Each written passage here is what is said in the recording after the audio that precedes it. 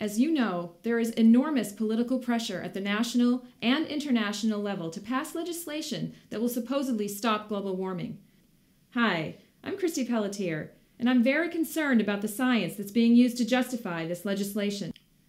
Every politician who supports this very dangerous legislation cites the United Nations Intergovernmental Panel on Climate Change, or the IPCC, as the reason that man is responsible for the warming in the 20th century. The recent report by the IPCC, written by hundreds of scientists from around the world and peer-reviewed by many more, including NOAA scientist Susan Solomon, confirms conclusively that the Earth is warming due to human activity.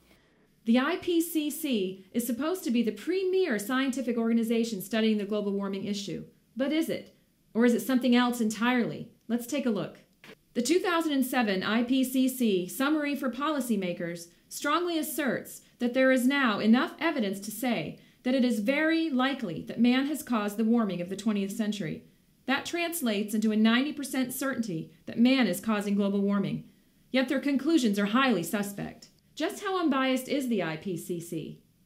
After years of being stonewalled, climate analyst John McClain had to use the Freedom of Information Act to force the United Nations to release internal data on just how many scientists actually agreed with the conclusion that there is a 90% certainty that man is responsible for global warming. The results are shocking. The United Nations has created the myth that there is a consensus of thousands of scientists that man is causing global warming. In actuality, only 62, not hundreds or thousands of scientists were actually involved in reviewing the IPCC's science chapter. Of this 62, 31, or half, had a vested interest in supporting the man-caused theory. Review comments that didn't support the IPCC's conclusions were ignored by the IPCC. Nearly 60% of the comments for the final draft fell into this category. I was shocked to learn that out of all of these scientists, only 4 agreed with the conclusions of the IPCC. That's right, only 4. That is the United Nations' so-called scientific consensus of thousands of scientists. The IPCC myth is false, blatantly false. The United States EPA even suppressed an internal report criticizing the IPCC's conclusions. At best, the IPCC's report is highly biased and cannot be used to justify policy. At worst, the report is a deliberate effort to corrupt the scientific process to arrive at a preconceived conclusion. This conclusion is designed to deceive politicians into creating policy. Creating dangerous policy is exactly what our Congress is doing.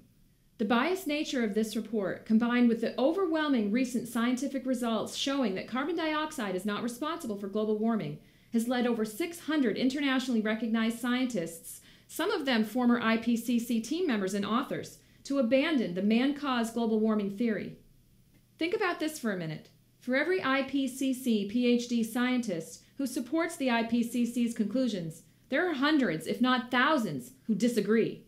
The IPCC is not a scientific organization. It is an agenda-driven political machine that is perpetrating a fraud on the citizens of the world. So why are we even considering this legislation? This cap-and-trade bill must not pass. If you've never contacted your senators before, please do it now. You can contact them at www.congress.org.